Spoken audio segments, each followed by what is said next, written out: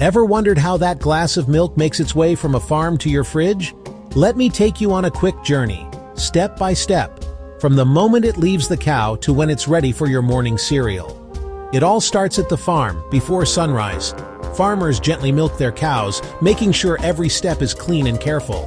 The milk is quickly cooled to keep it fresh, then poured into shiny steel cans tanks. But the journey's just begun. Next, a collection truck arrives. It's like the milk's first big road trip. The driver checks the milk, temperature, smell, even a quick test for quality. Only the best milk gets to move forward. Now, off to the chilling center. Here, the milk is cooled even more, down to about 4 degrees Celsius. Why? To keep it super fresh and safe from bacteria. Think of it like a spa day for milk, chilled and pampered before the big city. Finally, it's time for the factory. The milk is tested again, filtered and pasteurized, meaning it's heated just enough to kill any germs, but not lose its creamy goodness. After that, it's packed into cartons or bottles, ready for delivery. So next time you pour yourself a glass, remember, behind every drop there's a whole journey.